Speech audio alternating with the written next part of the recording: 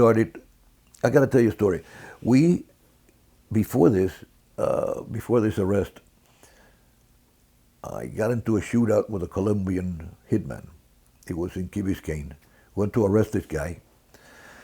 His name is Pablo Melo. He was a hitman for the Medellin people. And there were 12 homicide investigators there, including myself, okay? I had just come from narcotics, so I was carrying a Browning high-power 9mm with 14 shots. Everyone else in that scene, the other 11 detectives, were carrying 38s because the department did not allow them to carry semi-automatics.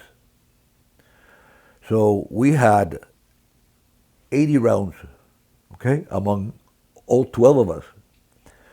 When we got Pablo that night, he had a Mac 10 with 60 rounds, a Mac 11 with 60 rounds, and a Model 59 Smith & Wesson with 28 rounds, okay? So here we got a guy who's got 148 rounds, 148 rounds, yeah, and we had 80. So during the shootout, when the lab came out to look at the crime scene, they realized that I was shooting a 9mm. Somehow my captain found out, and I got home maybe about 5 o'clock that morning. And at 8 o'clock, I get a call from the secretary saying that my captain wants me in that office. At 9 o'clock, he wants me to justify why I shot a 9mm Browning. Okay? So I went, I'm a Packrat, okay? I save everything. I pulled out one memo and I took it with me.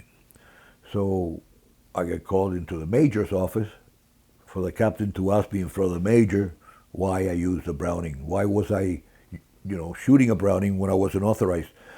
So he said, why were you shooting a Browning? I said, because I'm authorized to carry a Browning. He says, I didn't authorize it. I said, I didn't say you authorized it, Captain. Here's my authorization. I said, and the major sitting there, but he was my captain in narcotics and he had signed that. And I said, but the major did. And so the major was a former Marine. And he says, I can't believe this. I mean, all these people out there, and they didn't have enough weapons.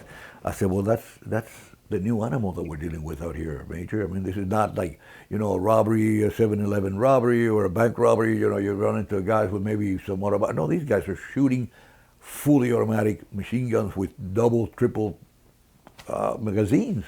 So he says, so what should we do? I said, I think at least you could do is give us, the rest of the guys in homicide, authorization to carry semi-automatics.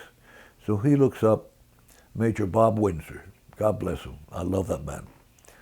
And he slaps the desk. He says, bullshit.